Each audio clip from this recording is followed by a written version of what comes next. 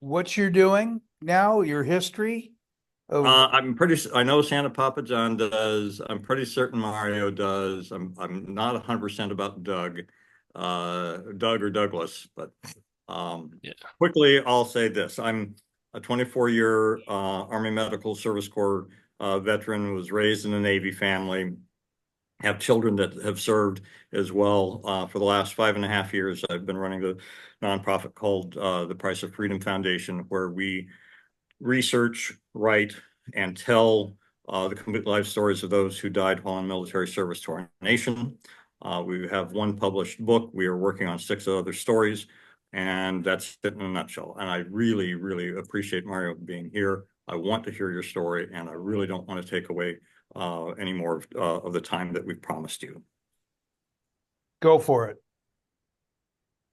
Dennis, good to see you. You look great. Dennis, you can take it. Hey, you can take it as much time as you want, my friend. We can go live. You know me, man. We'll go live and do a special episode. I'm your host, Mario P. Fields. But Dennis gave me the opportunity, and for this audience, I don't know how much time. I don't need much time. I'd like to discuss more to learn. But what I will talk about is really um, the 2 times that I had coffee with death, and at your local coffee shop, and when we were walking out metaphorically the coffee shop, death asked me, "Would you like to come with me?" And I said, "No, I'm good." I call it Uber. So the first time was in Afghanistan in 2011 when I stepped on 3 IEDs that did not detonate until I got off of them. I wasn't heavy enough. I'm 5'2.5" with a deep voice, which is really a weird combination. I and so those improvised explosive devices detonated after myself and another Marine got off of stepped off of them, and we medical evacuated 3 Marines and 1 corpsman out of the blown up vehicle. Wasn't time for me to go, but this is the one I would like to talk about. It really highlight to veterans or anyone that's listening or watching the show how to take an accurate approach to PTSD, depression, or anything that could be occurring with your brain. And don't subscribe to the myths and opinions, right? And so the second one, which was actually the most recent and most severe one, is I am a sepsis survivor. About 24 months ago, it was around this time in 2022, literally about the November 3rd, had a sharp pain about 5 in the morning, my lower back. I thought it was just your typical veteran stuff, right? You know, L4, L5? this was in 2022. Yeah, I don't know. I don't know. Yeah, I don't know. It wasn't actually, I'm gonna tell you, Bob, what it was. I thought it was lower back issue. 48 hours later, I'm a guest of honor at a Marine Corps ball in Atlanta, Georgia, and they're about to, hand me the mic, and I'm literally about to fall out, man. And I'm going, what the hell is going on? Next morning, I told my wife, said, look, babe, I just don't feel good, man.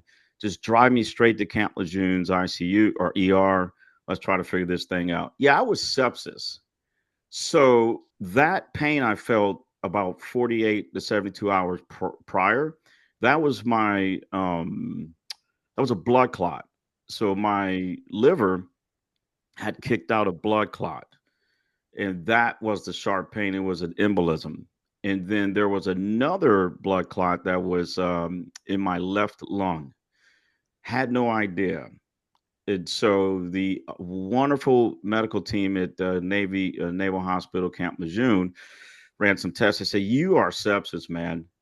Like your whole body is being poisoned right now, and that's when it started.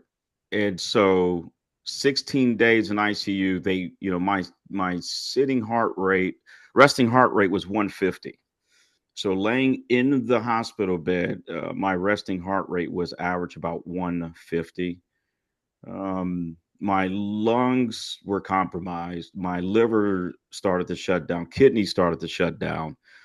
And then I developed this secondary um, um, infection called that went from my lower extremities, and it was multiple abscess that developed in my muscles. So I could not move my lower extremities. When it got to, and then one got on my prostate. It was one of the larger abscess that was on my prostate.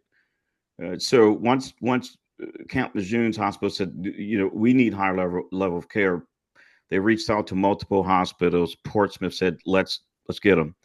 And so I was, ground transported to Portsmouth. Started going to septic shock that morning when I got there.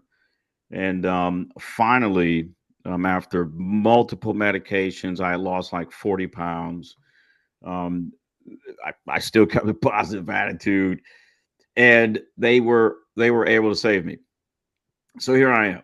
And so the reason why I thought that this would be critical to veterans or anyone listening is because what I discovered is because of the massive inflammation that my body endured for 30 days, it screwed up my neurotransmitters. So now I have major depressive disorder that has nothing to do with the Marine Corps, nothing to do with combat, nothing to do with any of that stuff. It's like a spark plug. It's not firing correctly. And a lot of veterans I've talked to, they say, "Oh, I've experienced depression before, PTSD," and I'm going, not for me, but for you. I challenge you to really take an accurate approach to understanding your brain and understanding, is it chemical or is it through trauma? If it's through traumatic experience, you can develop coping skills. You can. Don't run away from the trigger, run towards the trigger. That's a choice, unless you're insane. But if it's chemical, you don't have any control. And if it's chemical, it can increase the suicidal successful attempts significantly, because I'm one of them, where before I got the medication to help offset the lack of the neurotransmitter working, I literally sat at the edge of my bed at 5 a.m. in April, stared at my wife, my two Labradoodles. I still vividly remembering this. And I said, I've been married for 29 years. I've raised adult children. I've built companies, and I've helped millions of people. In the preamble of the Constitution, it talks about posterity. I was like, I can die today going, I have done my part for the next generation of Americans through my nonprofit and through other venues. What is left for me? And I said, I'm just going to go in a closet and hang myself because I'm good. But what stopped me was prayer. And I said, I don't want my wife to find me this way. So I made myself get back into bed, put my CPAP machine on. And I was like, why? Like, this is not Mario. Like, this is not my personality. But it was because the neurotransmitter from the sepsis infection was causing the disruption in my brain to actually do what it's supposed to do to keep my mental state balanced. And so that's what I wanted to share with this audience. And it really gave me a different perspective on people who are successful with committing suicide. A lot of people go, why didn't they reach out? We didn't see the signs. Like for me, I'm high functioning major depressive disorder. You can't see it. I am high functioning. Even my own family members go, you? No way. I'm like, yeah, like today I'm depressed as hell and you can't even see it. So I share that because it's not about they had a choice. Why didn't they help? If you have a 6-cylinder engine and it's not firing correctly, if cylinder 5 or 6 is off, they have no control. And that's what I would like to share and open up for discussions. Well, I'll tell you, not that I want to talk too much, but we should be brothers. So in 2008, I had restored an old car with my son, and I cut myself on my left wrist. And like 3 days, 3 weeks, whatever it was later, that I cut myself like right here. I don't know if you can see this. No, I can't. So it turned into a staph infection. Hmm. My wife is a patient advocate. If she hadn't figured that out, I would have died. Yes. And so Yeah. And Bob, first of all, there is a Sepsis Survivor Alliance, man. I'll put the link in the website. And so you are a sepsis survivor. The other thing, you know, what's weird about me? They couldn't find a source of entry. Wow. interesting. Nothing. It got so bad, Bob, that the doctor came in in Portsmouth and he says, okay, so you know, Navy, and by the way, I salute Navy medicine. You know, sometimes you hear some bad stuff about them. They saved me, and I salute them. But I had one doctor come in. He goes, Sergeant Major, you can tell me. He said, do you do drugs? I said, what? My 27-year-old wanted me to smoke a joint with him when I got out, and it didn't do nothing to me because I'm a bourbon and moonshine and gasoline drinker. I said, so I got a hell of a tolerance. He was like, no, no, no, we're not talking about weed. I was like, okay. I mean, I'm an honest broker. That's why I don't look like I'm almost 50, man. You know, he goes, no, how about do you use needles? Do you shoot up? I said, man, hell no. I said, if I use a needle on a sewing machine, we're still going to be in trouble. I said, no, man. He, yeah, they couldn't find a source of entry. And so my case became a case study for all the medical interns here in Camp Lejeune. Very interesting. This is They fascinating. ever able to figure it out? No. So let me ask a question here, because I mean, the idea of um, soldier or veteran suicide is one that's dear to me. And I'll tell a little bit about my own experience with that, but I want to ask questions since you said this was, I mean, we know there's sort of the mental health aspect and, you know, the coping mechanisms, et cetera.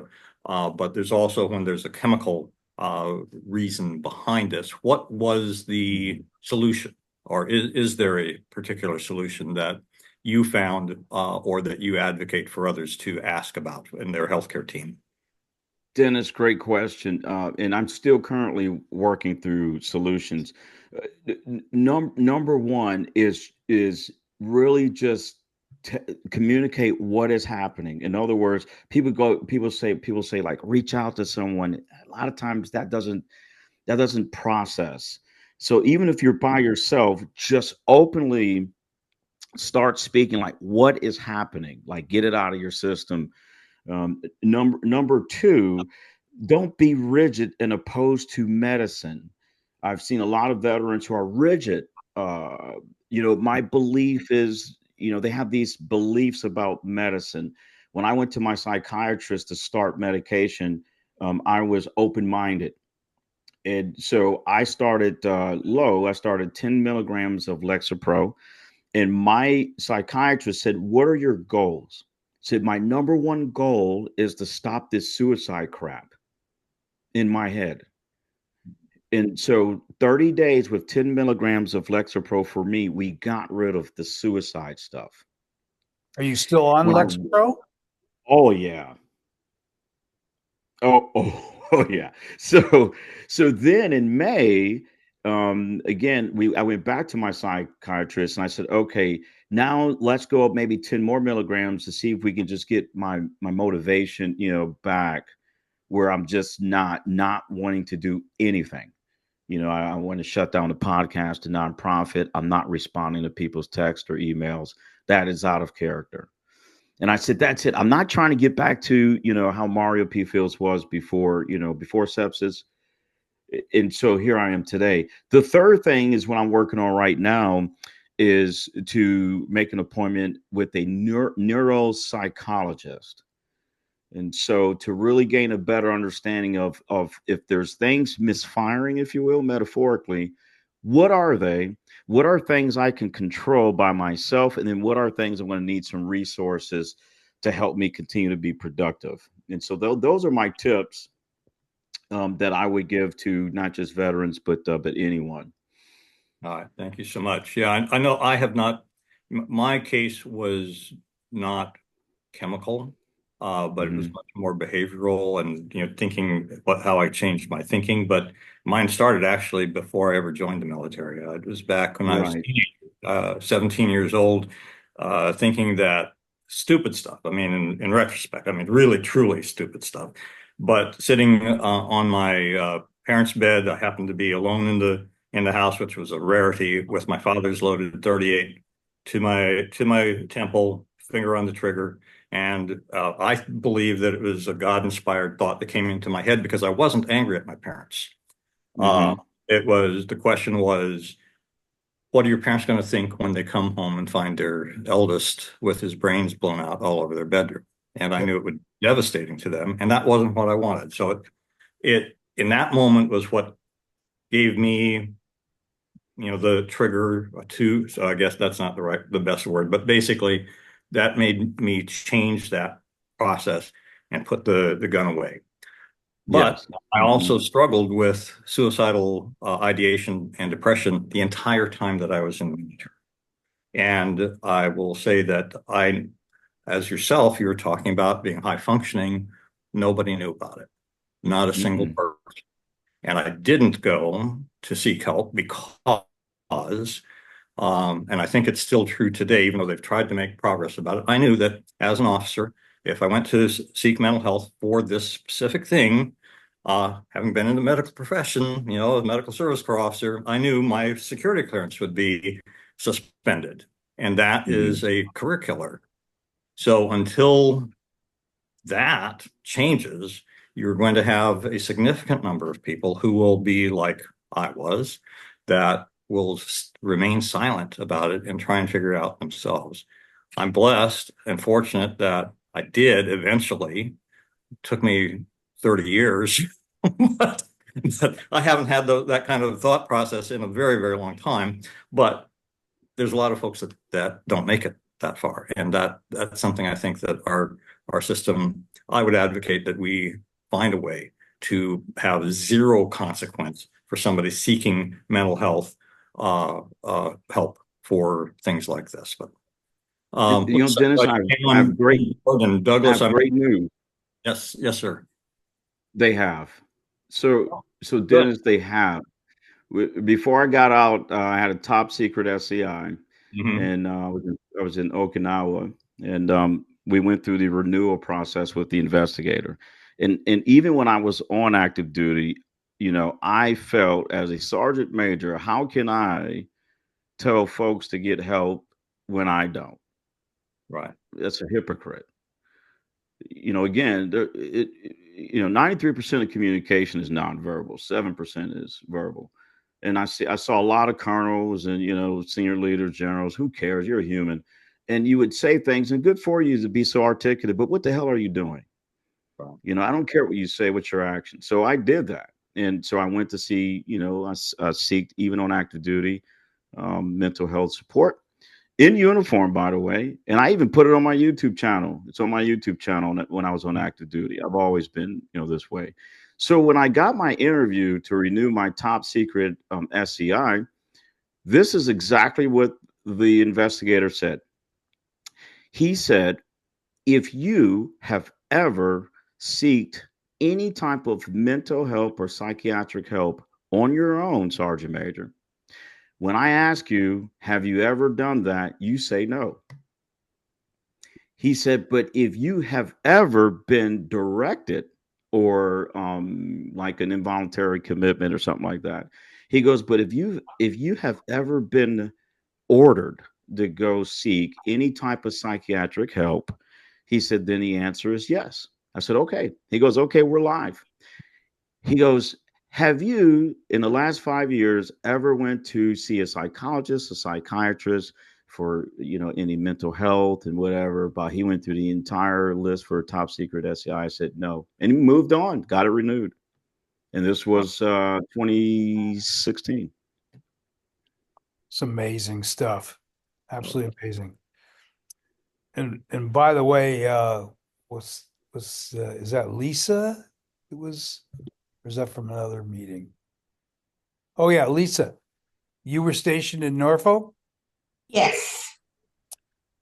You ever hear of an area called Sackland?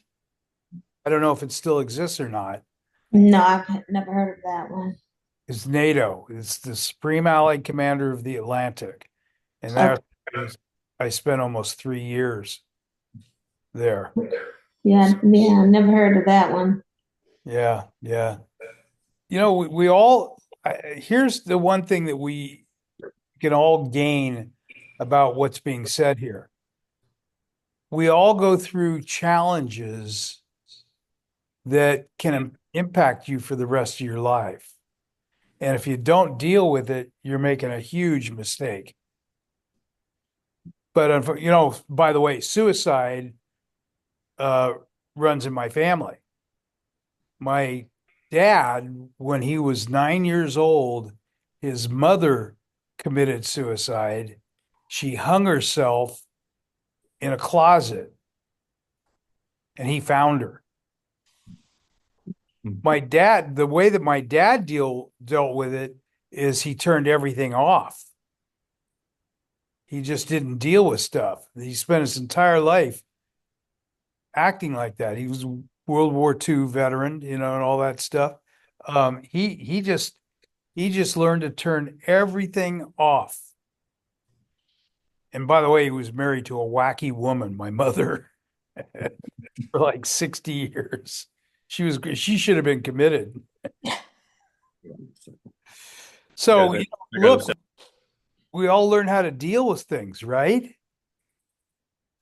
That's the challenge of life, is learning how to deal with aspects of your life. So I never went to a psychiatrist, but I did go spend a lot of time with a psychologist, and he used hypnotherapy as his tool to help people. And I saw some amazing stuff. So if you've never tried hypnotherapy, I highly, have any of you tried it?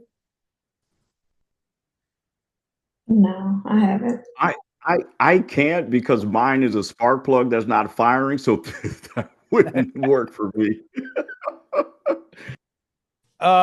You just don't know. So in 1977, go ahead. Bob, I'll tell you real quick, and that's, we talked about challenges. That's one of the challenges I've had with veterans is understanding when that if that car has no gas, I don't care what you do, it's not running. And what I have, it's not firing. So I can sit in multiple sessions, and because of that massive inflammation for a month, it is not shooting sparks with fire and air. So that's why I said for me, it's not firing. That's amazing. I've never heard of this. So, you know, knowing the family I came from, knowing the history, knowing it, you know, years and years and years ago, I tried committing suicide. And mainly because my dad's sister committed suicide. He committed suicide. His mother committed suicide. So there tends to be a history in families. So it's kind of interesting how we all inherit certain aspects of our feelings. And I don't know, I can tell you that. But the And one thing, Bob, that's why I wanted to discuss that today because there's so much inaccuracy, and that's why I brought this up. Because the challenge I've seen with a lot of folks is they don't challenge their belief system and they don't research to understand the science behind what's dropping your serotonin levels. What is causing the engine, like a NASCAR, they don't just go, hey, it looks great and get on the track. No, they run diagnostics on those vehicles. And what I've learned is that there's a fundamental difference between genetics, experiences, family history, and then what happened to me and others. And the fundamental difference is suicide does not run in my family. I am a very positive, happy person. I have not been experienced, no one in my family has committed suicide in the Fields family ever. So it doesn't run in our family. So what happened to me again is the science of this part of your brain that it's not producing the serotonin and the chemicals to keep you sane. It stopped. So once it stopped, Mario P. Fields, who's this happy-go-lucky guy, all of a sudden became this very angry, irritable, and I had no understanding. And I tried coping skills, Bob. Maybe I should go landscape. Maybe I should go fishing. And none of it was working. And then that's when I found out, no, dude, your neurotransmitter took a beating, for 30 days in 2 hospitals and ICU. And now, because you survived that 30 days of that massive inflammation, your brain, all that poison, it reduced the ability for that neurotransmitter to do what it's supposed to do. That's why I said that stuff wouldn't work for for me because my engine is misfiring. So interesting. So interesting. But you had enough brain thoughts to actually dig into it to say what is going on instead of pulling that trigger. So that could be a very positive part of your story in the fact that you were willing to step off whatever you were thinking at the time and say, hey, I realize there's something going on and I don't like it and I don't like the way I'm thinking, but how many people can Understand that. understand that concept right there? So true. So true. I Yeah, that admire your openness and just discussing this and in the way you do it too. I really appreciate that. Absolutely. And, And Hey, thanks, Douglas, Douglas. And, for those my brand is Unarmored Talk Podcast. So I said, if I'm not unarmored, then I have a horrible brand. Are you still in North Carolina? I am. I'm still here in North Carolina on the coast. I actually was in Southern Cal until 2021, and then I moved back to my house here in the Carolinas. Well, if you ever make it to Raleigh, maybe we can have lunch together or something. So yes, we can because my wife and I are actually about to build another home closer to our granddaughter in Durham, and it is 10 minutes from RDU, Douglas. Awesome. I love it. So yes, we can make that happen, my friend. Right on. My contact I- information is in the chat when you get a chance. Certainly drop an email or whatever when you want. I love that you said that because that actually is a great segue to one of the things that I always try and do it towards at some point here. And that's to encourage everybody to put your contact information in the chat because I want to encourage folks to connect outside of this because I think that's where a lot of really great things happen when we can make connections and support one another and, you get people having conversations and, one idea sparks another and another connection and great things can come from that. So please do put your contact information in the chat. I'm going to do that right now. Douglas, thank you so much for Lisa, the you didn't put articles your- that you shared. I just opened them up. I will look for them here, Yeah. read them after the meeting. I do also want to put in the plug for being here for next week too, because we do have Brendan Kearney as our featured speaker coming up. I put his LinkedIn profile there in the chat as well. We'd love to build our audience, and if you haven't been a featured speaker here, please, I'd love to get you on our calendar. We have speakers for the next about a month, but we need to build it out through the end of the year and into next year. So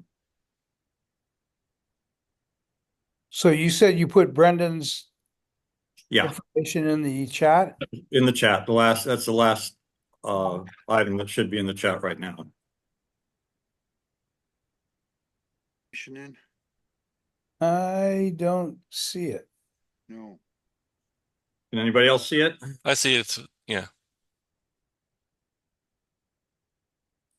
Still looking.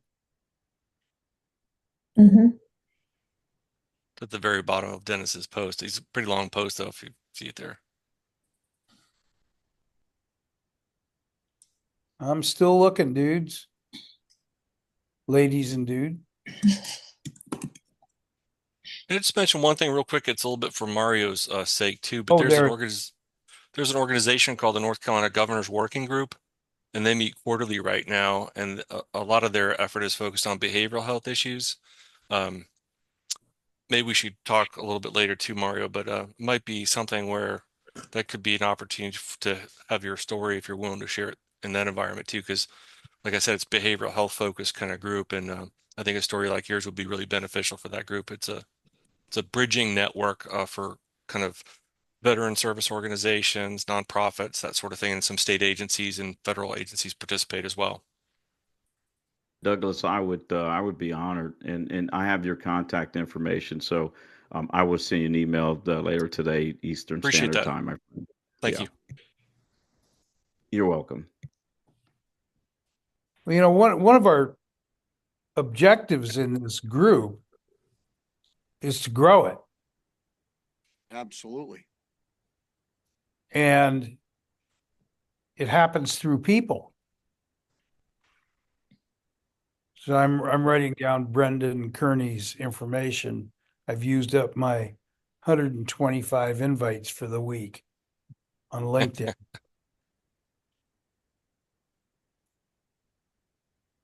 All right, this is good. This is good. Bob, if I may, Sure. Please.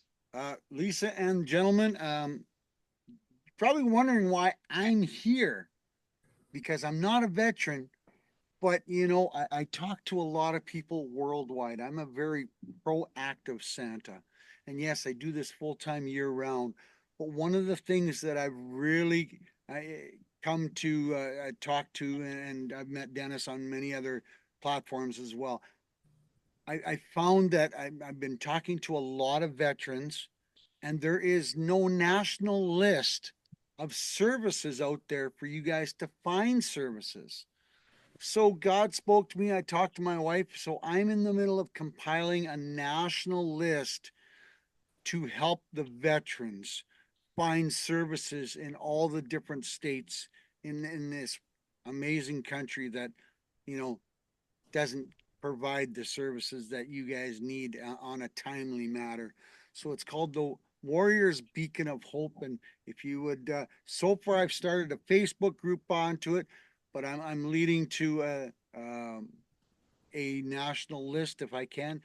And then one guy said, wait, there is a national list, but they charge $5,000 a year to be on this list. I'm going to charge everybody $10 a month to be on my list. And if you can't afford that, I do custom stories for families. Now, can you imagine Santa reading a story to your children and your grandchildren, and I input their names into that story? That's going to create a happy, positive, joyful memory for your family and for your friends to share. I will donate one of those stories so you can raffle it off to cover the $100 for the year to cover my cost. I don't know why I'm doing this, but I keep talking. People keep talking to me that Santa needs to do this. So I'm on a mission to help our veterans. I have a brother-in-law and some of his family are veterans. And I know the frustration that he goes through finding services. I'm not saying there are not services out there, but I've also seen a lot and talked to a lot of people that says, yeah, I'm on a list that's about 9 months long. So if I can put my 2 cents in worth to help you guys, I'm on a mission to do that.